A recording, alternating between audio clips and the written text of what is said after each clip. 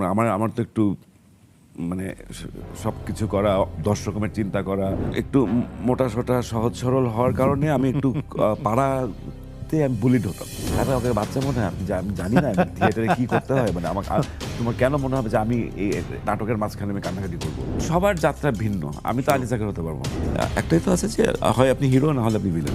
মোশাররফ বেশি টাকা যাচ্ছে, ইরেশ কেন? দিন শেষে আমরা বলতে পারি কন্টেন্ট ক্রিয়েটরদেরই জয় জয়কার। কোনো আপনার শোয়ের নাম আরজে কিবরিয়া, যেটা আপনি ক্রস মনিটাইজ করতেছেন আপনার নিজের পেজে, নেক্সাসের পেজের সাথে।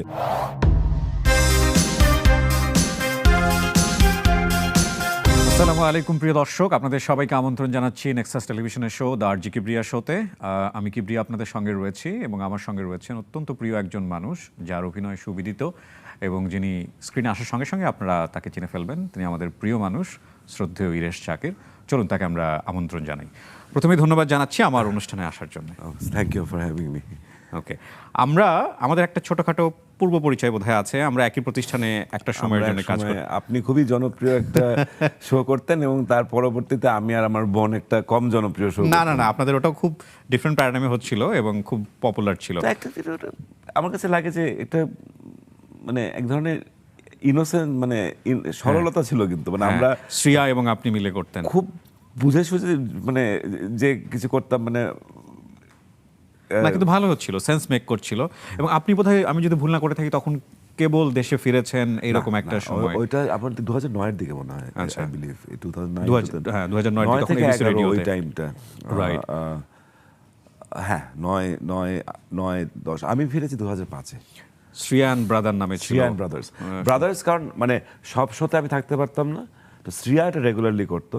তো মোস্ট শোজে আমি থাকতাম, বাট আমি না থাকলে হয়তো আমাদের খুবই প্রিয় চলে গেছেন ফারুক ভাই থাকতো। তারপর আমাদের যে গান করতো টিটো ভাই বা ওনারা আমাদের থাকতো, মারুফ ভাই, ওরা থাকতো।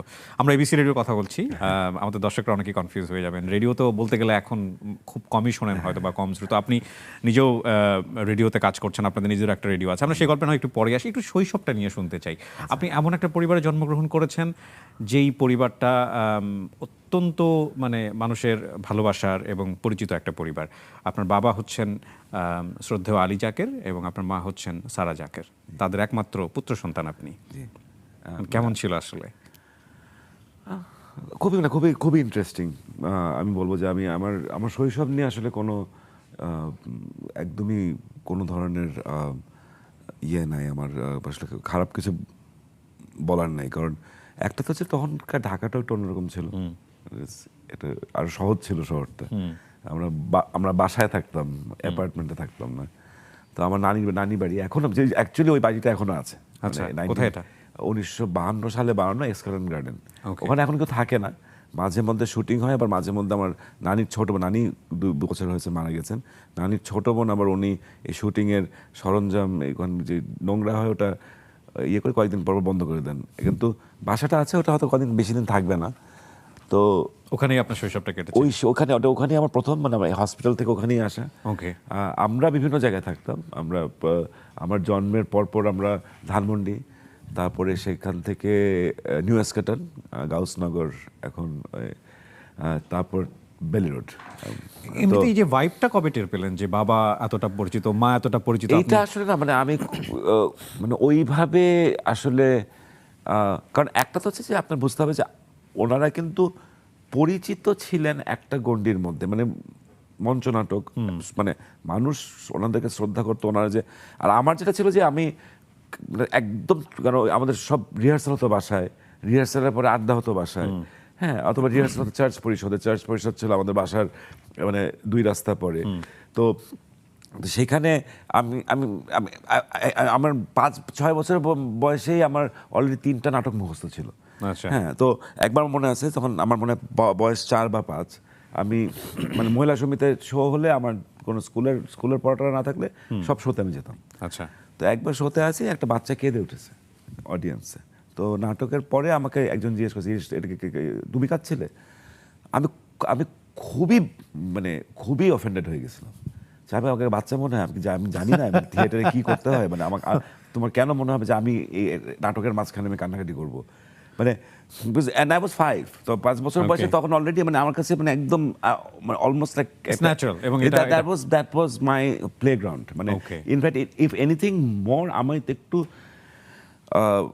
একটু মোটা সোটা সহজ সরল হওয়ার কারণে আমি একটু পাড়াতে আমি বুলিড হতাম, মানুষ আমাকে আমার আর মানুষজন যারা অন্য আমার চেয়ে একটু বড় যারা আমাকে হয়তো একটু আমার উপর বুলিং করতো। তো ওই জন্য আমার ওইভাবে হয়তো পাড়াগতভাবে আমার প্লে গ্রাউন্ডটা ভাবে তৈরি হয়নি। তো আমার প্লে গ্রাউন্ড ওয়াজ নাগরিক, বিকজ নাগরিক মানে নাগরিক নাট্য সম্প্রদায় আমাদের যে থিয়েটার গ্রুপ। তো ওখানে মানে কারণ ওখানে তো আর কারো মানে চাইলেও কারো সাহস নাই আমাকে বুলি করবে, মানে আলী সাকিরের সবাই একটু না একটু হলেও ভয় পায়। কিন্তু স্কুলে আলাদাভাবে রিকগনাইজ করতো না যে ওর বাবা এত বড় সেলিব্রিটি, ওর মাও তো না। তখন আরেকটা বিষয় আপনার বুঝতে হবে যে ওনারা কিন্তু অ্যাকচুয়ালি আমি যখন ওনাদের ন্যাশনাল রেকগনিশন এটা হয় আমি যখন ক্লাস 6 বা 7-এ বহুব্রী। ওকে রাইট, হ্যাঁ ওটা দিয়ে তো বহুব্রীতে বাবা তার আগে কয়েকটা নাটক করেছিল ন্যাশনালি, যে উনি ন্যাশনাল স্টার যেটা সেলিব্রিটি বলা হয়, সেইটা ওনার মানে দেশের সব জায়গায় মানুষ চেনে। চিটাগাঙে গেছে আমার একটা ভাইয়ের বিয়েতে, মানে বাজারে গেছে মাছ কিনতে, বিয়ের মাছ কিনতে, মানে মাইক্রোবাস থেকে বেরিয়ে হতে পারেনি বাবা ওই সময়। মানে তখন তো একটাই টিভি, একটাই চ্যানেল, বা মামা চরিত্র তো ভীষণ জনপ্রিয়। তো ওই সময় একটু আজ করতে পারলাম যে না এই লোকটা, এনাদেরকে সবাই চিনে। তারপর মা ইয়ে করলো, অয়ময় করলো তখন থেকে। তার আগে ওই থিয়েটার সার্কেলটা বুঝতাম, ওনারা সেলিব্রিটি বা সেলিব্রিটি মানে কি এই জিনিসটা আসলে ছিল না। আসলে বাবা মাকে মনে হয় না কখনো আপনি সেলিব্রিটি হিসেবে দেখেন, আমার মানে আমি জানি না, মানে definitely they are big celebrity, of course they are, মানে অবজেক্টিভলি স্পিকিং তারা কিংবদন্তি, কিন্তু আমার কাছে তাদেরকে আবার ওইভাবে দেখা মানে ডিফিকাল্ট, কারণ ওনারা তো দে আর ভেরি গুড প্যারেন্টস, মানে খুব আর তারা খুব ভালো বন্ধু। এক্স্যাক্টলি, আমি এই জায়গাটা একটু ফোকাস করতে চাই। আপনার বাবার সাথে আপনার বেশ কিছু ছবি আমরা দেখেছি সোশ্যাল মিডিয়াতে বা টুকটাক কিছু দেখেছি, সেখানে মনে হচ্ছে আপনার বাবা আপনার খুব ভালো বন্ধু। বাবা আমার মা দুজনই। এইটা কি স্পেশাল কিনা, আপনি স্পেশালি ফোকাস করতে চান কিনা মানে প্যারেন্টিংয়ের জায়গাটাতে, যেটা আপনার কাছে খুব মনে হবে যে না ঠিক আছে আমার বাবা মা একটু ডিফারেন্ট ছিল হয়তো বা অন্যান্য চাইতে? অন্যদের বলতে পারবো না, কারণ এটা আই থিঙ্ক প্রত্যেকজন, আমি তো এখন নিজেও বাবা, তো প্রত্যেকটা জার্নি ইজ ইউনিক। মানে আমার মেয়ের সাথে আমার যাত্রাটা আমার বাবার সাথে যাত্রা এক হবে না, আমাদের বাস্তবতা ভিন্ন। কিছু জিনিস শিক্ষণীয় বাবার কাছ থেকে, এই যে বন্ধুত্ব বিষয়টা শিক্ষণীয়, ভালোবাসাটা শিক্ষণীয়। মানে কোনোদিন সন্তানকে বুঝতে দেওয়া, মানে এমন মানে মানে সন্তান যেন কখনো এটা অনুভব না করে যে আমার বাবা মা আমাকে ভালোবাসছে না।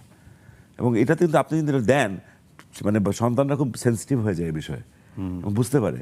মানে আমার মেয়ে তো খুব ভয়ঙ্কর, মানে আমি যদি কখন ওকে মনে করেন আমি সেদিন ওকে স্কুল থেকে নিয়ে আসছি, তো আমি একটু অন্যমনস্ক হয়ে গেছি, কোনো একটা মেসেজ এসছে বা কিছু ফোনে, ও আমাকে ইয়ে করেছে। নর্মালি ওকে বলি, ও কিচ্ছু ইয়ে করে না। আমাকে কি বলছে, বাবা দ্যাট আমি করেছি, মানে জাস্ট নট ইভেন বকা না, দ্যাট মানে ইমিডিয়েটলি ভ্যা করে, মানে এবং এটা কিন্তু মানে খুবই, মানে বাইরের কেউ দেখলেও মনে করবে যে এটা ইজ নাথিং। মানে আমি কথা বলতেছি, হুট করে আমি একটা ফোনে সেটি করছি, তখন ওকে টানাটানি করছে আমি, but she is so sensitive to that. I think children are, তো ওই জায়গার থেকে আমার মনে হয় যে আপনার জায়গা থেকে আপনার মতন করে, আমার জায়গা থেকে আপনার না, আমার জায়গা থেকে আমার মতন করে এই ভালোবাসা আর এই আদরটা যতটা দেওয়া যায়, কারণ সবার যাত্রা ভিন্ন। আমি তো আলী জাকের হতে পারবো না, আলী জাকের যেটা দিয়ে গেছেন সেটা আমি আমার মেয়েকে দিতে পারবো না, কিন্তু আমি আমার মতন করে দেওয়ার চেষ্টা করবো।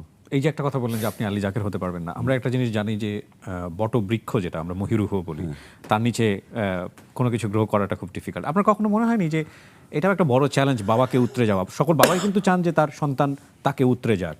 হ্যাঁ, কিন্তু কঠিন, মানে staff I think simply because একটা যে প্রতিভার বিষয়ে যাব না আমি, কারণ এটা তো আসলে এটা প্রতিভা বিষয়টা আপেক্ষিক। অবশ্যই উনি মানে দুর্দান্ত অভিনেতা, সেটার বাইরেও উনি একটা মানে দুর্দান্ত মানুষ। আমার কাছে উনি অভিনয় খুব ভালো করতেন, অভিনয় আমি চেষ্টা করি করার জন্যে। আমি ছবিটা অনেক বেশি সিনসিয়ারলি তুলি, উনি অনেক শখে তুলতেন। লেখালেখি উনিও করতেন, আমিও করতাম, আমরা উই ডু থিংস, মানে আছে না। তো ওইটা হচ্ছে ওই অ্যাচিভমেন্টগুলোর মধ্যে আসলে আমি যেতে চাই না, কারণ ওটা পুরাই বিষয়টা আপেক্ষিক। কিন্তু ওই যেই জায়গাটা আমার কাছে যেখানে আমার কাছে মনে হয় যে উনি যেই জায়গায় আমি ওনাকে খুব মানে শ্রদ্ধা করি, এবং আমার কাছে মনে হয় আমি যেই জায়গায় খুব স্ট্রাগল করি যে ওনার সাহস। এত আনকম্প্রোমাইজিং একটা লোক। কেন বলছেন? মানে ওনার যেটা করতে ভালো লাগে না, মানে ওনার যেটা মনে হচ্ছে এই কাজটা ঠিক না, করবে না ওটি, ওনাকে আপনি মাথার মধ্যে বন্দুক ঠেকিয়ে করতে পারবেন না। আমি এক্সাম্পল দিতে পারবো না, কারণ এগুলো একটু বেশি পেশাগত বা ব্যক্তিগত হয়ে যায়। বাট এইটা হওয়ার কারণে কি হয় যে উনি কখনো যে আমাদের খুব প্রোটেক্ট করতেন সেরকম না, কিন্তু ওই বটবৃক্ষই বটে যে একটা মানুষ যখন এত ট্রু টু হিমসেলফ, ওনার মধ্যে একটা অসাধারণ একটা শক্তি জন্মায়, যে শক্তি থেকে ওনার নিচে যারা আছে তারা একটা ভীষণ একটা আরাম পায়, একটা আশ্রয় পায়। আমি মানে ওইখানে আমি প্রতিভার জায়গায় আমি একদমই ওনার সাথে আমি নিজেকে তুলনা করতে পারি না, কারণ আমি খুবই কম্প্রোমাইজিং একটা ইন্ডিভিজুয়াল। মানে সেদিক থেকে উনিও বা আপনার প্যারেন্টসরা আপনি কোনোদিন আলী জাকেরকে কোনো মন্ত্রণালয়ে গিয়ে কোনো মন্ত্রীকে সারসার করতে শুনবেন না কোনো প্রজেক্টের জন্য। ওনাকে দিয়ে সম্ভব না। যদিও উনি যে কোনো মন্ত্রণালয়ে হেঁটে ঢুকলে ওনাকে সবাই দাঁড়িয়ে স্যার বলেই নিয়ে নিত। সেখানে আমি পেশাগতভাবে অতটা নিজেকে শক্ত রাখতে পারিনি। জাস্ট একটা সিম্পল এক্সাম্পল দিলাম। আলী জাকের জন্য মানে ওটার কারণে অনেক কাজ, অত বড় বড় ব্যবসা উনি পাননি, বাট ওনার মধ্যে যে শক্তিটা জন্ম হয়েছে, ওনার মধ্যে যে মানে পরিচ্ছন্নতা জন্ম হয়েছে, সেটার থেকে আমরা উই ফেল সো গুড। আমার মেয়ে হয়তো অতটা শক্তিশালী একটা বাবা কখনো জীবনে দেখবে না। এটা আমার ভয়। বিউটিফুল, খুব খুব মানে দুর্দান্ত একটা জায়গায় আমরা টাচ করেছি। আপনি বাবা কি চাইতেন যে ইরেশ এইভাবে আসুক, এইভাবে বড় হোক, বা কোনো কিছু না, ফুল ফ্রিডম? না, ফুল ফ্রিডম, এবং শুধু একটাই বলতেন যে কালেক্টরস অফ যেটা অবভিয়াসলি উনি কখনো উপদেশ দিতে চাইতেন না, কিন্তু আমি বুঝতাম যে ওনার মধ্যে কিছু উৎকণ্ঠা আছে, যে এই উৎকণ্ঠাটা আমি এখন নিজে যে বিষয়ে আমি স্ট্রাগল করি। সবসময় বলতো যে ইরেশ, কালেক্ট ইয়োরসেলফ, মানে হচ্ছে যে নিজেকে সংযত করো, নিজেকে মানে ইয়ে করো।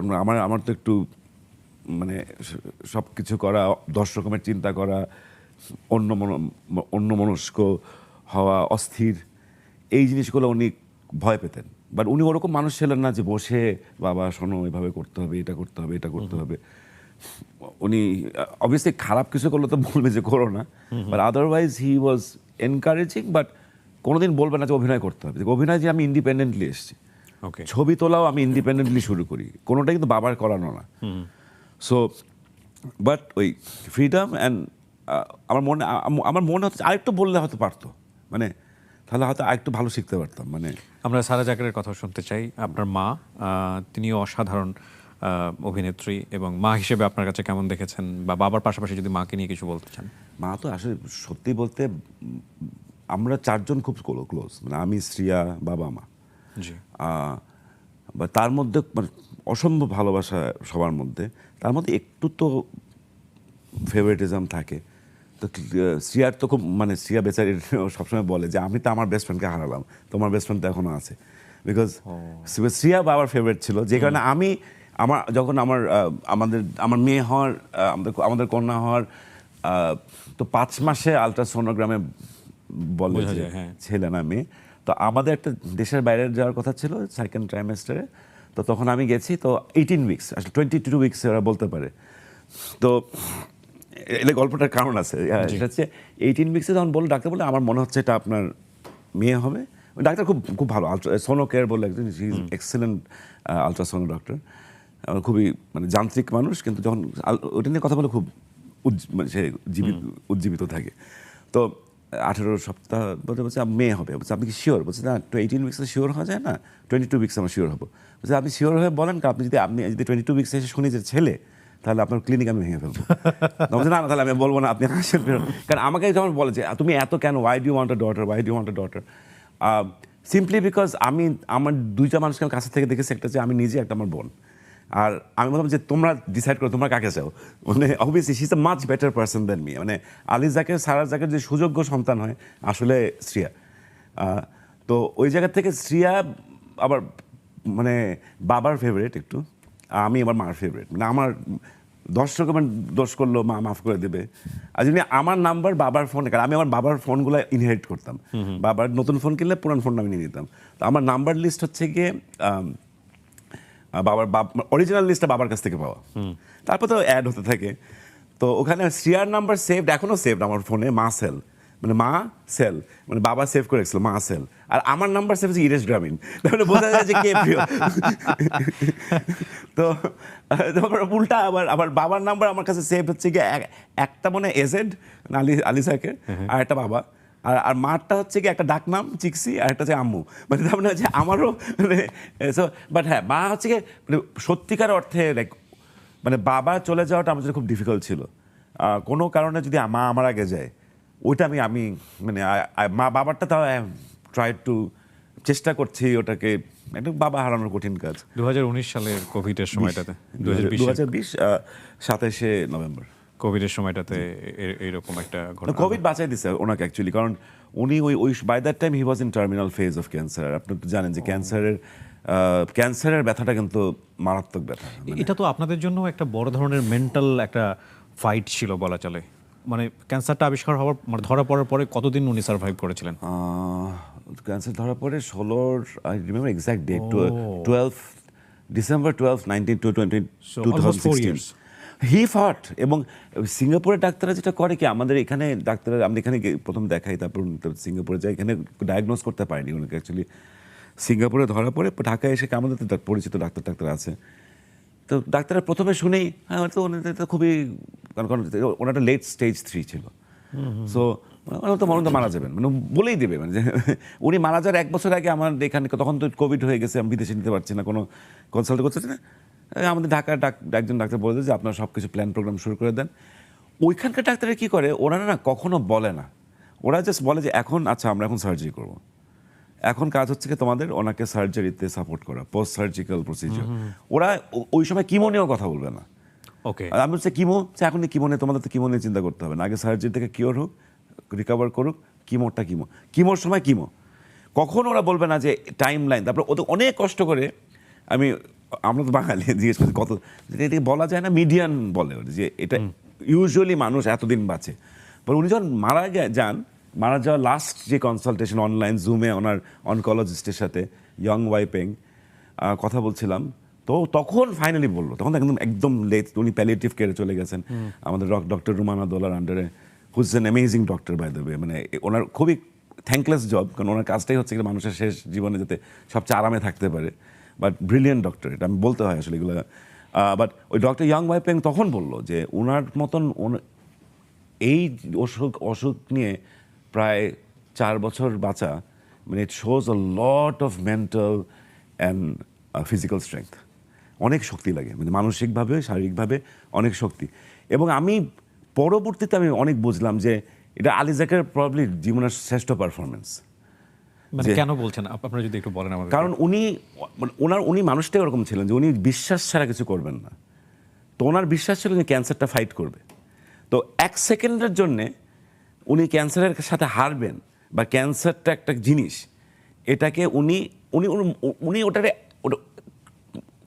সম্পূর্ণ উপেক্ষা, ওনার মাথায় নেয়নি আমার ক্যান্সার এটা সেটা কোনোদিন। আমাকে একবার মনে হয় আমাকে স্ত্রীকে না, একবার মাকে বলেছিল আমার আসলে খুব কষ্ট হচ্ছে, এটা লাস্ট 2 মান্থস। অথচ মানে ওনার চোখ বড় হয়ে যেত ব্যথায়, কিন্তু সেটা কখন নো কমপ্লেন্স। লাস্টের দিকে I was happy that he had COVID, কারণ কোভিড না হলে ওই লাস্ট 2 সপ্তাহ মানে ক্যান্সারের লাস্ট স্টেজটা নেওয়ার মতন না। তো কোভিডটা হওয়াতে উনি আগে চলে গেছেন, ভালো হয়েছে আর কি। সো এটা একটা বড় রকমের একটা মেন্টাল স্ট্রেস, পুরো ফ্যামিলি মিলেই এটা ফেস করতে হয়েছে। হ্যাঁ, but then you think that what stress he is going through, তখন তো আমার স্ট্রেসটা কি। হ্যাঁ, বাট ইট ইজ ডিফিকাল্ট। এটা মানে সব মৃত্যুই কঠিন, মানে ধুম করে একদিন হার্ট অ্যাটাক করে মরে গেল, সেটাও কঠিন। কিন্তু সেটার ফিল আর একটা একদম সাইন দিয়ে এটা আমার মার জন্য ওয়াজ ভেরি টাফ, বিকজ মানে ফর 4 ইয়ার্স কন্টিনিউয়াসলি একটা মানুষ চোখের সামনে আস্তে আস্তে আস্তে আস্তে চলে যাচ্ছে, এটা মানে দেখা, এটা টেক কেয়ার করা, it is a very difficult. আমি আই কান্ট ইম্যাজিন যে হোয়াট শি ওয়েন্ট থ্রু। আর একটা যেটা হয় যে যখন ইউ বিকাম ইয়োর লাইফ, আপনার জীবনটা কিন্তু ওটাই হয়ে যায়।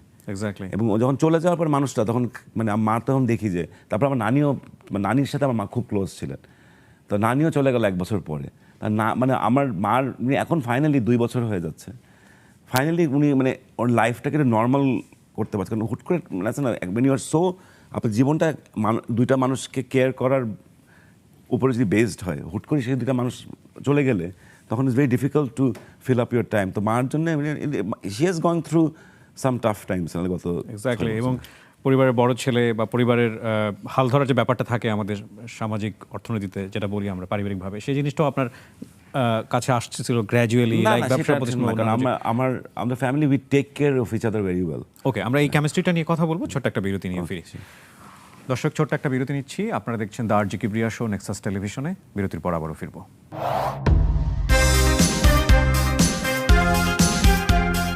বিরতির পর আরেকবার স্বাগত জানাচ্ছি দর্শক। আপনারা দেখছেন the RG Kibria show Nexus টেলিভিশনে। আমাদের এই অনুষ্ঠানটি আপনারা দেখতে পাবেন নেক্সাস টেলিভিশনের সামাজিক যোগাযোগ যে মাধ্যমগুলো রয়েছে, ফেসবুক এবং ইউটিউবে, এবং একই সাথে আমার যে পেজটি রয়েছে ফেসবুক পেজ আরজি কিবরিয়া পেজে। আমাদের সঙ্গে রয়েছেন শ্রদ্ধেয় ইরেশ জাকের, তার কাছে আমরা আবারও ফিরছি। ফ্যামিলির ভেতরকার অনেক কথাগুলোই জানছিলাম। আপনি দেশের বাইরে পড়াশোনা করেছেন লম্বা একটা সময়, তখনও কি মাথায় ছিল যে বাংলাদেশে ব্যাক করবেন, বাবার বিজনেসগুলো এগুলো দেখবেন? না না, ওটা কোনো ওইভাবে, কারণ বাবা তো কখনো ওভাবে মানে বাবা মাকে বলেনি কিছু ওভাবে যে নো।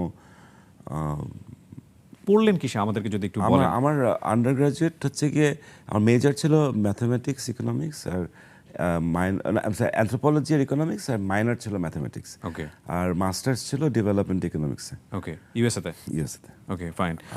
তারপরে I worked in finance for little bit and management consulting. তারপরে আপনার কি সেট ছিল যে আপনি দেশে ব্যাক করবেন? বা না, ওটা যেটা হয়েছিল যে তখন ওই যে 2000 ওই যে 9/11 হলো, তো আমার মাস্টার্স মানে ওই বছরটাই আমি মাস্টার্স শেষ করলাম। মাস্টার্সের ফার্স্ট সেমেস্টারই ইনফ্যাক্ট আমি অগাস্টে শুরু করলাম, 1 মাস পরে 9/11 হলো। তো পরে তো H1B ভিসা, ওয়ার্ক ভিসাতে ছিলাম। তখন যেটা হতো যে তখন অনেক ব্যাকগ্রাউন্ড চেকিং হতো। সো 5 বছর আমি দেশে আসতে পারিনি, কারণ আসলে ওই 2-3 মাস লাগতো ব্যাকগ্রাউন্ড চেক করতে। হ্যাঁ, তো তো আর কোনো অফিস তো এতদিন আমেরিকা, আপনি জানেন যে ওদের তো ছুটির সিস্টেম অতটা নাই। তো আর competitive job market economy was not very good.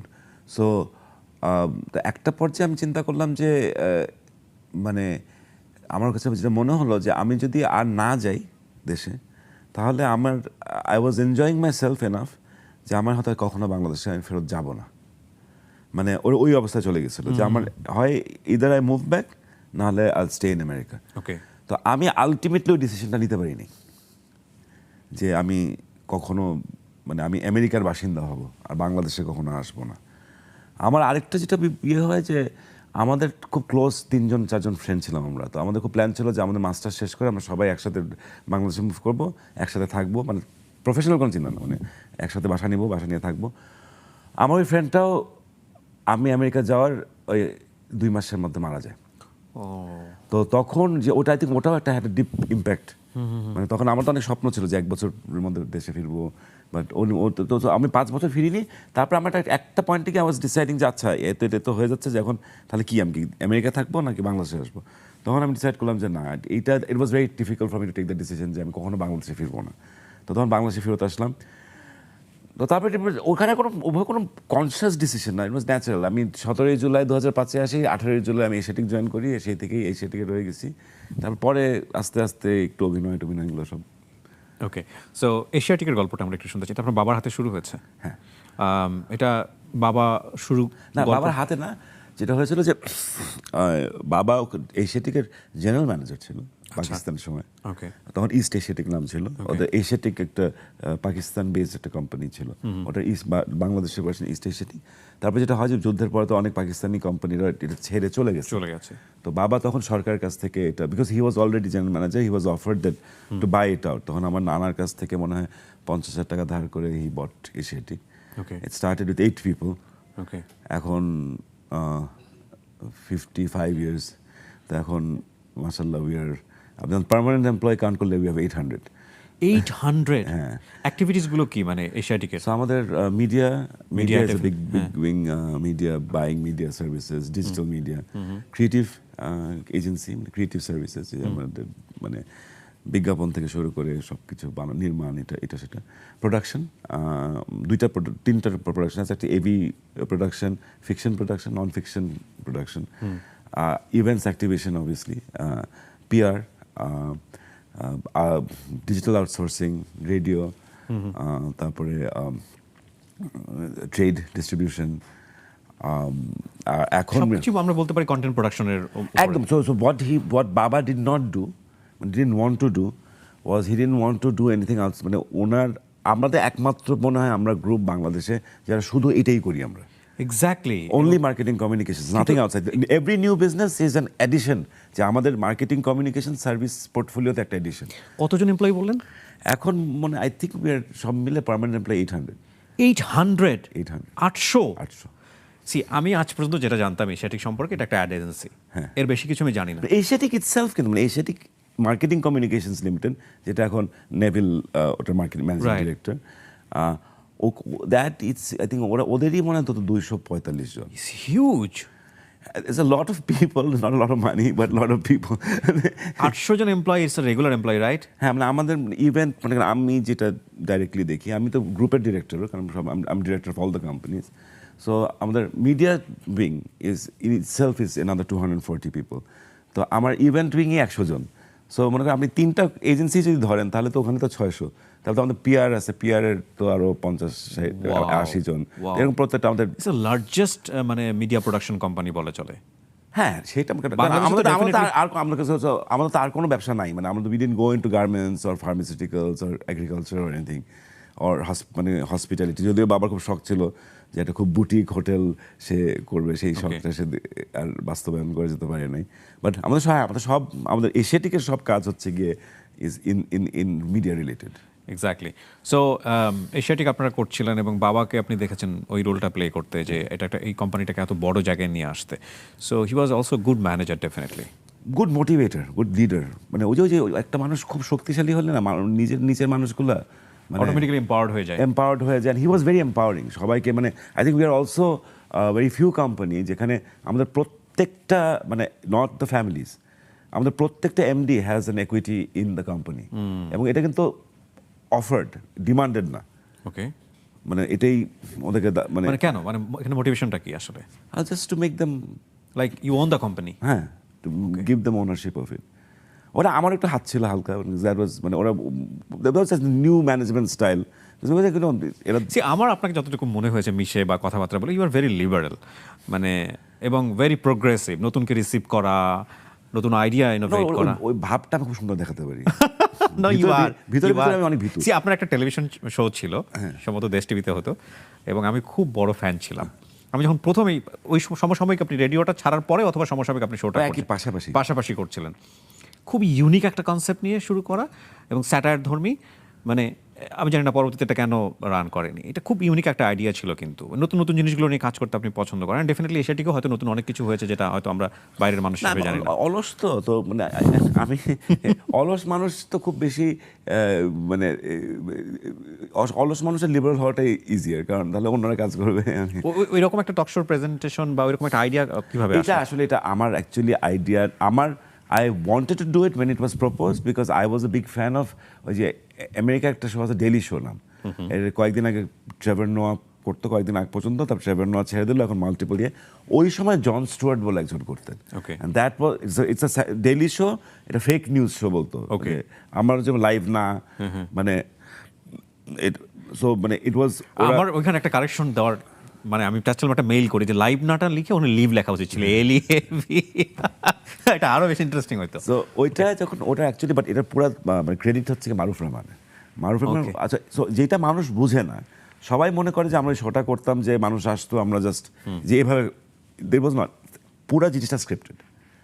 ওইরকম আসলে আপনি মানে রাজনীতি, সংস্কৃতি, অর্থনীতি এগুলা নিয়ে আপনি হিউমার করা, এটা আসলে ইম্প্রোভাইজ করে করা যায় না।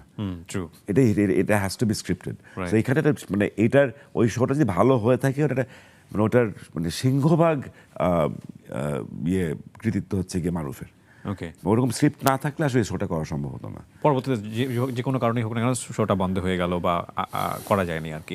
তো এটা আপনাকে একটা ডিফারেন্ট একটা মাইলেজ দিল। কিন্তু আপনার অভিনয়ের জায়গাটায় আপনি যেটা, আমি যদি একটু ফোকাস করতে চাই, যে আপনি বলছিলেন যে আপনি শখ করে অভিনয়ে গেলেন, নিজের ইচ্ছাতেই গেলেন। প্রথম কোন কাজটা করলেন? বাতাসের খাঁচা, এটা মানে জাফর ইকবাল স্যারের একটা স্ক্রিপ্ট, চ্যানেল আইতে যায়, গোলাম হায়দার কিসলুর নির্দেশনা। ওখানে আমি প্রায় 3 বার অডিশনে ফেল করেছিলাম ওটাতে, কারণ আমার অডিশন নিচ্ছিল মা। হ্যাঁ, ওকে, সে বলছে যে ইনফ্যাক্ট আমি তো মা বাবা তো কেউ আচ্ছা 2006, এটা 2006-এর সেপ্টেম্বর, 2006-এর ফেব্রুয়ারিতে আমি, বাবা আর আমার এক ভাগনা, আমরা যাচ্ছি রতনপুর, আমাদের গ্রামের বাড়ি। তো বাবা ভাগনাকে বলছে যে একটা তুই কি নাটক করবি, কারণ ঘোড়সওয়ারের স্বপ্ন বলে একটা নাটক ছিল, ওটাতে রনক নতুন, প্রথম আলোতে নতুন অভিনেতা হিসেবে, ওখানে পরে রনক করে ওই কাজটা। আমার ভাগনাকে জিজ্ঞেস করছে তুই কি করবি নাকি, ভাগনা বলছে ও তো অভিনয় টভিনয় করে, ওকেও চিনবেন, বাদল রহমান নির্মাতা, তার ছেলে। তো আমি কোনদিন অভিনয় মানে ওভাবে, আমি ভয়েস অ্যাক্টিং করতাম শুরু থেকেই, বাট আমি বাবা আমি করতে পারবো না, না তোমার এই চেহারা এই ফিগার নিয়ে তোমাকে নিবে না। হ্যাঁ, আমি আর কিছু মাইন্ড করি না, কারণ it is what it is, television হিল নো। পরে যখন আমি সিসিমপুরের কাজ করতাম, ওই রতন পাল আমাদের যে সিসিমপুরের এখন এক্সিকিউটিভ, সিসিমপুর প্রোডাকশন, আমার ধ্বনিচিত্র যিনি দেখেন, সাউন্ডের বাংলাদেশের খুব একজন কিংবদন্তি, তো উনি বললেন জিনিস তুমি কখনো অভিনয় করার চিন্তা ভাবনা করছো? না আমি তো স্ক্রিনে। তো উনি পুশ দ্য প্রজেক্ট বাতাসের খাঁচা। তো মা হচ্ছে আমাকে 3 বার আমাকে ভিডিওতে পুরো অডিশন নিয়ে 3 বার বলছে না হবে না। তখন রতনদা বলে যে না ভাবি অ্যাটলিস্ট ওকে প্ল্যান করুক, একটা না হলে তো হলো না, শেষ। হচ্ছে মা দিয়েছিল যে স্পেসিফিক ওখানে মানে লাক্স চ্যানেল থেকে ওই মুনমুন ছিল, এই মেয়েদের সামনে দাঁড়াতেই পারবে না, অভিনয় ও টিকবেই না ওর স্ক্রিনে। তো যাই হোক, তো মার কথা ওই দিক থেকে ভুল। 16 বছর 17 বছর তো হয়ে গেল, তো একদম খারাপ হলে তো আর সার্ভাইভ করতে পারতাম। আপনি যেটা হয়েছে, আপনি ডিফারেন্ট ক্যারেক্টারে অভিনয় করেছেন, এবং শেষ পর্যন্ত আমরা বোধহয় একটু খলনায়ক চরিত্রে বা নেগেটিভ চরিত্রে আপনাকে খুব শক্তপোক্তভাবে পাচ্ছি। হ্যাঁ, ওইটা বিকজ ওই যে বাংলাদেশে এখনো ওই অবস্থায় আছে যে মানে মোশাররফ ভাই আবার চঞ্চল এদিক থেকে মানে আমি বলবো যে মানে ব্যতিক্রম হয়তো, যে একটাই তো আছে যে হয় আপনি হিরো, না হলে আপনি ভিলেন। আর আপনার চেহারা ভালো হলে হিরো, চেহারা খারাপ হলে ভিলেন। তো এখন এই জন্য ভিলেন। সো বাট এখন ইটস চেঞ্জিং। আই থিঙ্ক আপনি এই সামনে কাজল লেখা আসছে, ওখানে I am playing a very different character. It's not খল চরিত্র নয় একদমই, যদি ওখানে ওটা একটা মজার গল্প আছে। আর অসময় আসছে অমির ওয়েব ফিল্ম বঙ্গতে, ওখানেও I am not a villain. So I think একটু শিফট করছে বাংলাদেশে। কোনো একটা কারণে মানুষ মনে করে যে মানে ভিলেন চরিত্রে অভিনয় করা কঠিন, বাট আই থিঙ্ক সব চরিত্রে অনেক কঠিন। অভিনয় জিনিসটাই খুব কঠিন। যত বেশি বয়স হতে তত বেশি আমি আসলে এখন আমার কাছে অভিনয়টা আরো বেশি কঠিন মনে হয়। এটা কি আপনার কাছে প্যাশন কিনা, মানে নাকি? অফকোর্স দেখেন, বাবা মরে যাওয়ার পর আর্টিস্ট হয়েছে যে আমার তখন ভালো হওয়া ছাড়া কোনো অপশন নেই, আর অন্যদের তো এটা করে খেতে হয়। সো মনে করেন আজকে এখানে শুটিং শেষ করলো, কালকে আরেকটা শুটিংয়ে যেতে হবে, প্রিপেয়ার করার টাইম নেই। আমার তো সেইটা নাই। আমি তো হয়তো মোস্ট 1 মাসে বা 2 মাসে একটা কাজ করি, অ্যাট মোস্ট। মনে হয় যে 6 মাসে কোনো কাজ করছি না। তাহলে আমার কি অজুহাত যে একটা রোলের জন্য পারফেক্টলি প্রিপেয়ার না করার? আমার কিন্তু কোনো অজুহাত নেই খারাপ করার। সো আর আমার তো একটা তো আছে, যেহেতু আসি আলী জাকের সারা জাকের সন্তান, যেহেতু আর কিছু না হোক, অ্যাজ অ্যান আর্টিস্ট আমার তো একটা রেসপন্সিবিলিটি আছে। আর আনলাইক আদার আর্টিস্ট আমার কোনো অজুহাত নেই খারাপ, মানে অ্যাটলিস্ট খারাপ না, খারাপ মানে ভালো তো আর আল্লাহ যেটা দিয়েছে তো সেই এর বাইরে তার কোনো প্রতিভা নেই, কিন্তু প্রিপেয়ার না করার কোনো অজুহাত নেই। আপনার নিজের কাছে খুব ভালো লেগেছে এরকম 2-1টা ক্যারেক্টার? আমার খুব প্রিয় কাজ বলতে পারি, খুব প্রিয় কাজ করে খুব আনন্দ পেয়েছি অল টুগেদার, মানে এক্সপিরিয়েন্স সব কিছু মিলে। একটা হচ্ছে গনিন, এটা সেলিম ভাইয়ের ছিল, ওখানে আমি রাজ আর মোস্তফা মনোয়ার 3 ভাই ছিলাম। ওটার খসরু ছিল ক্যামেরায়। ইট ওয়াজ এ ওয়ান্ডারফুল শুটিং এক্সপিরিয়েন্স। আমি অ্যাক্টিং এক্সপিরিয়েন্স ওয়াজ লাভলি, মানে I really had a good time. আমি শনিবার বিকালে অভিজ্ঞতাটা ওয়াজ fantastic for me, because unfortunately আমরা এখন পর্যন্ত ভালোভাবে দেখতে পারি। 2 মাস টানা রিহার্সাল, অনসেট রিহার্সাল, 1 মাস লাইভ শুট, মানে একদম না, মানে স্টেজ মানে মঞ্চনাটক করার মতন, কোনো ভুল করার কোনো অবকাশ নাই। ইট ওয়াজ এত ইমার্সিভ, মানে এত মানে পরিপূর্ণ একটা অভিজ্ঞতা। তো আমি অভিজ্ঞতা বলতে পারি, পারফরমেন্স বলতে আমি কিছু বলবো না, অভিজ্ঞতা কোনগুলো ভালো। একসময় শিহাব শাহিনের সাথে আমার খুব মজার কিছু কাজ করা হয়েছে। উনি ওই সময় টেলিভিশনের জন্য অসাধারণ স্ক্রিপ্ট লিখতেন। এই নাটকটা মোটামুটি সবাই জানে, x factor. That was a lovely experience. এরকম অনেক এক্সপিরিয়েন্স আছে। কাজের পাশাপাশি এবার একটু পরিবারের কাছেও আসতে চাই। আপনার খুব চমৎকার একটা পরিবার, এক কন্যা এবং স্ত্রীর সঙ্গে, ওনার সঙ্গে পরিচয় এবং বিবাহ পরবর্তী কেমিস্ট্রি। এক্স ফ্যাক্টর থেকে এক্স ফ্যাক্টরে মিথিলা আমার সাথে কাজ করতো, ছিল। আপনার শালিকা? না, আমার শালিকা না, আমার জ্যাঠুস। আচ্ছা, মিথিলা বড় বোন। ওকে ওকে। তো এক্স ফ্যাক্টরের সময় মিথিলা এক্স ফ্যাক্টরে ছিল। ওই সময় মিমের সাথে আমার পরিচয়, ওই সময় বন্ধুত্ব। জি। অনেক পরে এসে মানে তখন ওরকম ওই সম্পর্ক ছিল না। 18তে আমাদের বিয়ে হয়। সো মানে বিনয় চাতে ফর লং টাইম। প্রপোজটা মানে আপনার দিক থেকেই ছিল? মানে ওইভাবে কোনো ট্রেডিশনাল ফ্রেন্ডস ছিলাম। I think it just made sense. Okay. So you got married এবং আপনাদের চমৎকার একটা বেবি আছে। এটা হচ্ছে কি ওয়ার্ল্ডের বেস্ট। জীবনে নিশ্চয়ই এটা ভালো কিছু করছিলাম, এরকম না হলে তো এরকম। সকল বাবার কাছেই কি আসলে তার মেয়ে অনেক বেশি পছন্দের কিনা? আমি জানি না, আমি তো অন্য বাবাদের কথা জানি না। বাবারা তো মেয়েদেরকে বেশি পছন্দ করে না, বাট এইটা কিন্তু একটা বিষয়। কারণ শ্রিয়ার ছেলে হয় মেহা, আমার মেয়ের নাম মেহা, ময়াকার হয়াকার। ওর 2 মাস আগে এয়ান হয়। এয়ান হচ্ছে শ্রিয়ার ছেলে। এয়ান হওয়ার পরে বুঝলাম যে আসলে আমি এটা নিয়ে বেশি স্ট্রেস করছিলাম, ছেলে না মেয়ে। কারণ শ্রিয়ার সন্তান তো আমার সন্তানের মতো। আসলে ইট ডাজন্ট ম্যাটার, ছেলে মেয়ে আর ডাজন্ট ম্যাটার, সন্তানই। মানে বাট যেহেতু মেয়ে, মানে হ্যাঁ, ওফ বাপ, এটা মানে ভয়ঙ্কর একটা পাওয়া, ভয়ঙ্কর একটা দায়িত্ব। সারাক্ষণই মানে এটা আসলে টেলিভিশনে বলতে পারবো না আমার ফিলিংটা কি হয়। একটা জিনিস কান্দে থাকে কি সারাক্ষণ, মানে হ্যাঁ, খুবই খুবই ডিফিকাল্ট। কারণ কোনো মানে কোনো মানে বই নাই তো, কোনো নিয়ম খাতা নাই তো যে এটা করলে এটা করা যাবে, এটা করা যাবে না। এভরিথিং ইজ আ গেস, যে এটা করলে হয়তো ভালো হবে। এন্ড ইউ ট্রাই, এবং নিজের দোষগুলা, নিজের ল্যাকিংগুলা, নিজের ব্যর্থতাগুলা তখন এত প্রকটভাবে নিজের চোখের সামনে আসে যে মানে তখন তো মানে আগে তো নিজের ব্যাপারে ব্যর্থ, বা বাবা মা নিজের টেক কেয়ার করতে পারবে। এখন তো ব্যর্থতাটা ওর উপর গিয়ে মানে গিয়ে পড়ছে খুব। মানে আপনার কাজে কতটুকু সাপোর্টিভ?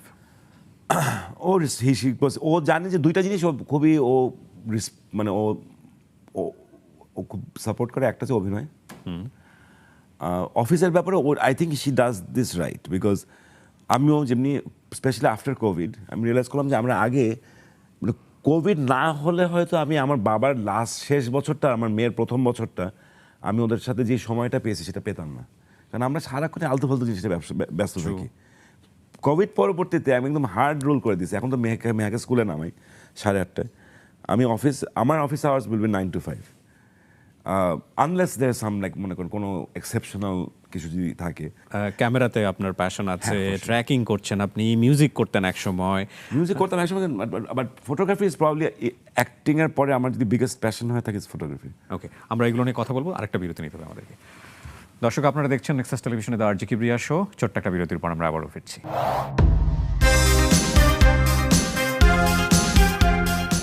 আরও একবার আমন্ত্রণ জানাচ্ছি দর্শক, আপনারা দেখছেন নেক্সাস টেলিভিশনে দ্য আরজি কিবরিয়া শো। আমি আরজি কিবরিয়া আপনার সঙ্গে রয়েছি। আমাদের এই অনুষ্ঠানটি আপনারা দেখতে পান প্রতি শনিবার রাত 9টায় নেক্সাস টেলিভিশনে, এবং এই অনুষ্ঠানটি একযোগে প্রচার করা হচ্ছে আরজি কিবরিয়া ফেসবুক পেজে এবং নেক্সাস টেলিভিশনের ইউটিউব এবং ফেসবুক পেজে। ইরিশ ভাই, আমরা যে জায়গাটায় ছিলাম, যে আপনার প্যাশন এবং আপনার কাজ অনেক বড় একটা গুরু দায়িত্ব মানে আপনাকে পালন করতে হয় এশিয়াটিকের হয়ে, যেহেতু আপনি গ্রুপ ডিরেক্টর। আমার তো হ্যাঁ, মানে কাজ ভাগ করা আছে, ডিসেন্ট্রালাইজ করা আছে, আমরা জানি। তারপরেও এই যে এতগুলো প্যাশন এবং অভিনয় সবকিছু ম্যানেজ করেন কিভাবে আসলে? ওই যে বললাম যে আই হ্যাভ অ্যামেজিং কলিগস। আমার সহকর্মীরা, আমার যারা বসরা, সবাই এত সাপোর্টিভ সব কিছু ব্যাপারে। আরেকটা হচ্ছে যে আমি ভেরি মানে I budget my time as well. So যে কারণে আমি যতটা শুটিং করতে চাই ততটা পারি না। So I do few days of shooting. So আমার একটা set number of days of shoot per year. এর বাইরে হয়তো sometimes I'll sacrifice একটা, অন্যরা যখন 1 মাসের ছুটিতে তো বিদেশে যায়, ওই সময় আমি ট্রেকিংয়ে যাই। মানে তো I try to manage and also যাকে বললাম যে ultimate it comes down to me having amazing colleagues some the best in the world, মানে they are so good at what they do, যে আমার আসলে খুব বেশি মানে এফোর্ট দিতে হয় না। না, এটা আমি যদি বলি যে আমি খুব এফোর্ট দিই তাহলে খুবই মিথ্যা কথা বলবো, ওদের প্রতি একটা ইনজাস্টিস করা হবে আর কি। এই যে এনভায়রনমেন্টটা, এশিয়াটিকের এই যে একটা ফ্রেন্ডলি এনভায়রনমেন্টটা, এটাও তো আমার মনে হয় যে খুব আপনারা সচেতনভাবেই তৈরি করেছেন যে না এরকম একটা এনভায়রনমেন্ট থাকবে, বিকজ ক্রিয়েটিভ কাজ করা হয়। পরিবার হিসেবে অন্য we can be any other way. Okay, এই মাঝে মাঝে এনভায়রনমেন্ট ফেল করে, it is a creative field, it is a high stress, মাঝে মধ্যে এনভায়রনমেন্টটা, এবং তখন আমাদের চেয়ে বেশি কষ্ট কেউ পায় না, because we like things to be happy and at least people to be calm, মানে মানুষ যাতে স্বাচ্ছন্দ্য বোধ করে, আরাম পায় থেকে কাজ করে, সেটা আমরা চাই সেটা হোক। অনেক সময় বাস্তবতা, ব্যবসায়িক বাস্তবতার কারণে হয়তো হয় না, সেটা আমাদেরকে, আমার মনে হয় আমাদের চেয়ে বেশি কাউকে সেটা পীড়া দেয় না আর কি। এক্স্যাক্টলি। আমরা কিন্তু মিডিয়াকে চেঞ্জ হতে দেখেছি, এখন নিউ মিডিয়ায় চলে এসছে, আমরা সোশ্যাল মিডিয়ার পাওয়ার দেখছি। আমরা দেখেছি যে রেডিও একসময় খুব পাওয়ারফুল ছিল, সেটা ধীরে ধীরে ক্ষয়ে যাচ্ছে মানে কি, ইনফ্যাক্ট অনেক ক্ষয়ে গেছে। আমরা টেলিভিশন, সবচেয়ে জলজ্জান্ত প্রমাণ, আপনি এখনো আপনার শোয়ের নাম আরজে কিবরিয়া, যেটা আপনি ক্রস মনিটাইজ করতেছেন আপনার নিজের পেজে, নেক্সাসের পেজের সাথে, আলহামদুলিল্লাহ। Successful, right? ডেফিনেটলি, বাট একজনকে আমরা তো ডেফিনেটলি একটা ইন্ডাস্ট্রির জন্য আইকন বলতে পারি না, আমাদের অনেকেই আছে যারা সাকসেস।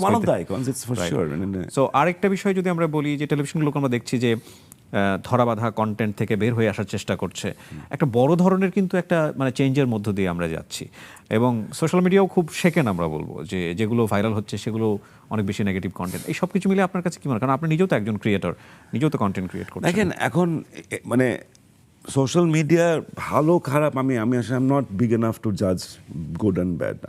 এবং আমার এটাও মনে হয় যে আমাদের যখন কিছু অনুকূলে থাকে তখন সেটা গুড, আর যখন ওটা প্রতিকূলে চলে যায় তখন সেটা ব্যাড হয়ে যায় আর কি, আমাদের ওইটা টেন্ডেন্সি আছে। আই থিঙ্ক আমার job as a marketing communications person অথবা any professional marketing communication professional বা এই মিডিয়া জব ইজ এই মুহূর্তে, কারণ এত মিডিয়া, আগে তো ছিল একটা টিভি, একটা পেপার, বিলবোর্ড, ম্যাক্সিমাম রেডিও, এখন you have TikTok, you have even Foodpanda app is also media. মানে ফুড প্যান্ডায় বিজ্ঞাপন দেওয়াটা, Foodpanda is a separate media category, অথবা in some places like e-commerce, f-commerce, reels, মানে just in app marketing, মানে so many things. So আর যেটা হচ্ছে এক ধরনের ভাবে একটা অসাধারণ মানে গণতান্ত্রিক বিষয় চলে এসছে। আগে আমরা মানে যারা প্রোগ্রাম ডিরেক্টর থাকতো বিটিভির বা পরবর্তীতে সে এনটিভি, এটিএনের, তারা মোটামুটি দেশের মানুষ কি দেখবে, বুঝবে, কে ভালো কে খারাপ, এটা নির্ধারণ করতো। এখন আর ওই কারো হাতে দর্শক নির্ধারণ করে, এখন দর্শক নির্ধারণ করে। এখন সো অ্যাজ আ প্রফেশনাল আপনি তো জাজ করতে পারেন না, ইউ ক্যান অনলি স্টাডি। মানে নাহলে তো আমি আমার ক্লায়েন্টকে তো আমি বেস্ট অ্যাডভাইসটা দিতে পারবো না। আমি যদি বলি না আমার কাছে মনে হয় যে কিবরিয়ার ভালো ছেলে, অথবা Tawhid Afridi is bad culture, Kibria good culture, আপনি কিবরিয়াতে তহিদ আফ্রিদি যদি 4.5 মিলিয়ন ফলোয়ার, ওর যে কোনো একটা কন্টেন্ট এত মানুষ দেখে, একটু পজিটিভ কন্টেন্ট করে, সো আমি তো বলার কেউ না কে ভালো কে খারাপ। রাইট, ডাটা কথা বলবে, ডেটা কথা বলবে। হ্যাঁ, তাই বলে খুবই নেতিবাচক কিছু, আমি ওখানেও কিছু এথিক্স থাকে। I think there should be some ethics. I will not push something that I know for a fact is harmful, or মানে অর যেটা একটা there is a, I think there is a, এটা মানে খুব মানে এটাকে সংজ্ঞায়িত করা কঠিন, বাট একটা ধারণা তো আছে যে এটা এই জায়গায় আমি যাবো না। মানে এই হুট করে যে ফ্রিডম পাওয়ার যে জায়গাটা, বা এটা খুব জিওমেট্রিক্যাল হারেই প্রোগ্রেসটা হলো, এবং এটাকে খুব এনজয় করছেন অনেকেই। আমরা যে ধরনের কন্টেন্ট এখন ওয়েব সিরিজগুলোতে দেখছি, সেখানে আমরা দেখছি অনেক সময় খুব শক্তিশালী কন্টেন্ট আসছে, শক্তিশালী ল্যাঙ্গুয়েজ আসছে, আবার খুব স্ল্যাংও ইউজ করা হচ্ছে, সেখানে অবাধে করা হচ্ছে। এই যে ব্যাপারগুলো, এইখানে আমার মনে হয় এখানে I am always against censorship. এটা ইট শুড বি ইনকামবেন্ট আপন, মানে আমার মনে হয় এটা এই দায়িত্বটা নির্মাতাদের থাকা উচিত। যেটা হয় মানে আপনি অনেক বুভুক্ষ থাকলে আপনি হুট করে যে আপনার সামনে এতগুলো বিরিয়ানি দেয়, আপনি খেতে খেতে বমি করে দেবেন। এটা কিঞ্চিত ওটাও হচ্ছে, কিন্তু আবার মোস্ট কেসেস আমার মনে হয় মানে একটা আপনি রাস্তার একটা মানে যে মাদকের ব্যবসা করে, সে তো আর আপনার মতন ভদ্র ভাষায় কথা বলবে না। তো সেখানে আমার হুমায়ুন আহমেদ, মানে একসময় হুমায়ুন আহমেদ তো বাকের ভাই বানিয়েছেন, তখন কিন্তু সেটাকে কেউ অশ্লীল বা এটাকে খারাপ ইয়ে করেনি, বিকজ গল্পটা এত ভালো ছিল, আসাদুজ্জামান নূরের অভিনয় এত ভালো ছিল, এই জন্য বাকের ভাই যেই ভাষায় কথা বলতো সেটা কিন্তু মানে এখন মানুষ কিন্তু বলবে যে ওর মানে বাংলাকে বিকৃত করা হচ্ছে, সেটা কিন্তু আরো কিছু মনে হয়নি। আই থিঙ্ক তো আমার মনে হয় যে আপনার কন্টেন্টটা যে স্ট্রং হয় তখন এই ভাষাগত কথাবার্তা না মানে আর বেশি দিন হয় না, তখনই মানুষের চোখে লাগে বা কানে লাগে যখন কন্টেন্টটা খারাপ হয়। সেই খারাপ কন্টেন্টটাকে মানে ওটাকে উতরে যাওয়ার চেষ্টা করে, গালাগালি করে কিছু মানে দেখিয়ে হয়তো মানে যেটা আসলে নেগেটিভ সেন্সে ইউনিক, সেই জিনিসটাকে পুট করে হয়তো একটা ভাইব ক্রিয়েট করার চেষ্টা করে। Good content is good content, বুঝছেন? মানে আমার কাছে আমি সেটা ফিল করছি আলটিমেটলি ওটাই উইন করে। Right, that is what win. দিন শেষে টিকে থাকার যে ব্যাপারটা সেটা হয়তো বা sustainability content has to be strong. আপনার ভালো না লাগতে আপনার ভালো না লাগতে পারে, কিন্তু আমার কাছে এন্ড অফ দ্য ডে আমরা এই জিনিসটা আমার মনে হয় আমরা একটু বেশি ফোকাস করে ফেলছি যে আমাদের যেটা ভালো লাগে সেটাতে, আমরা যারা মিডিয়াতে কাজ করি। আলটিমেটলি দর্শকের তো একটা সে থাকা উচিত।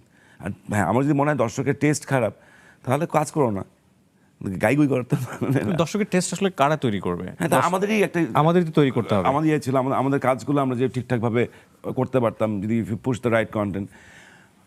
নেগেটিভ স্টাফ সবসময় মানুষ দেখতে চাবে, এটা আপনি দেখেন বিদেশেও এটা হয়, ইন্ডিয়াতেও হয়, কিন্তু পাশাপাশি ভালো কাজ হচ্ছে না সেটাও মানুষ দেখছে। সো আমাদের এটা অ্যাকসেপ্ট করে নিতে হবে যে you can't have everything will not be positive. আর এটা অ্যাকসেপ্ট করতে হবে যে আমাদের একটা লেভেলে একটা বেসিক রেসপেক্ট ফর আর অডিয়েন্সের আমাদের থাকতে হবে। দর্শককে ছোট করে আমরা বড় হতে পারবো না। এক্স্যাক্টলি। আরেকটা সুযোগ বোধহয় এসছে, সেটা হচ্ছে আর্টিস্টদের রেমুনারেশনের জায়গাটা যদি আমরা বলি। একটা হচ্ছে যে এটা আমি মোশাররফ ভাইকে আমি অ্যাটলিস্ট 12 বছর আগে বলছিলাম এই কথা, যে আপনার ছাড়া তো সিকান্দার বক্সের এক মানে আর কালকে যদি বলে যে সিকান্দার বক্স যে অন্য কাউকে দিয়ে করাবো চলবে না, 60 লাখ তখন 60 না 70 ওই সময় মানে 2013-তে 60-70 লাখ ভিউ ইউটিউবে। কালকে যদি বলে ঠিক আছে মোশাররফ বেশি টাকা চাচ্ছে ইরেশ কেন, সঙ্গে সঙ্গে ওই ভিউ নেমে 2 লাখে চলে আসতো। 2 লাখ যদি হইতো, তার মানে সিকান্দার বক্সে Mosharraf Karim is the factor. আমি বলছি যে ভাই আপনি একটা কাজ করেন, আপনি প্লিজ নেগোসিয়েশনে যান রেভিনিউ শেয়ারিংয়ে। সে যদি ওই সময় শুরু করতো তার প্রত্যেক ঈদে 100টা নাটক করা লাগে না। এক্স্যাক্টলি, এটা ট্রেন্ড হয়ে যেত, যেটা এখন হচ্ছে। কিন্তু এখন অনেকে করছে, এখন অনেক ডিরেক্টররা করছে। Some of our successful directors are going into revenue sharing model, which is great because I think এখন they have to make good content.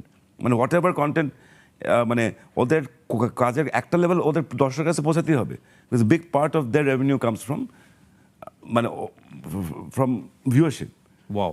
So যেহেতু আপনি বলেই ফেললেন বিষয়টা, আমাদের দর্শকরা হয়তো জানেন, আমি অত ডিটেলে জানবো না, যেহেতু আমি ইউটিউবে কাজ করি, ইউটিউবের রেভিনিউ শেয়ার প্যাটার্নটা আমি জানি। ওয়েব সিরিজের ক্ষেত্রে এটা করা সম্ভব কিনা? ওয়েব সিরিজ ইজ টাফার বিকজ আপনার তো ইজ টাফ। আমার মনে হয় ইউটিউবে তো একদম direct mapping of viewership and monetization. Web সিরিজে যেটা হয় যে ওয়েব সিরিজে আপনার সাবস্ক্রিপশন লাইক আমার একটা নাটক, এই নাটক কতজন মানুষ দেখেছে সেটা ডাটা তো নিশ্চয়ই থাকে। হ্যাঁ আছে, ইনফ্যাক্ট করছে। In fact I believe couple of OTT platforms আর sharing the data. I don't know ওরা রেভিনিউ শেয়ারিংয়ে গেছে কিনা। Definitely they're sharing the data with the director, and most likely they will go into this. But that is harder because ওখানে তো subscription monetization তো is more difficult to drive, যেখানে ইউটিউবে তো is view monetization. Right. So দিন শেষে আমরা বলতে পারি কন্টেন্ট ক্রিয়েটরদেরই জয় জয়কার। এন্ড ডেফিনেটলি মানে এটা যদি এই সুযোগটা যদি তারা মানে লুফে নিতে পারে, definitely I think it's very good time to be a content maker in Bangladesh. Right. বর্তমান ব্যস্ততা এবং সব কিছু মিলিয়ে শেষের দিকে যদি কিছু বলার থাকে আমাদের দর্শকদের জন্য যারা আপনাকে অনেক পছন্দ করেন, দোয়া করবেন যাতে আমি ওই যেটা বলছিলাম যে আমি যাতে আমার প্রত্যেকটা কাজে আমার সর্বোচ্চটা দিতে পারি। পরবর্তী সেটা ভালো হবে, সেটা খারাপ হবে সেটা সৃষ্টিকর্তার উপর, আর ভালো লাগবে না সেটা আপনাদের উপর। থ্যাংক ইউ বীরেশ ভাই আমাকে সময় দেওয়ার জন্য। আমার খুব ভালো লেগেছে আপনার সঙ্গে আড্ডা দিয়ে। Thank you so much. দর্শক, দ্য কেব্রিয়া শো এখানেই আজকে শেষ হচ্ছে। আগামী শনিবার ঠিক রাত 9টায় আরও একজন অতিথি নিয়ে আমি ফিরে আসবো। আর এই অনুষ্ঠানটি আমি মনে করিয়ে দিচ্ছি আপনাদেরকে, আপনারা দেখতে পাবেন আমাদের ফেসবুক পেজ নেক্সাস টেলিভিশনের এবং ইউটিউব চ্যানেলে। একই সাথে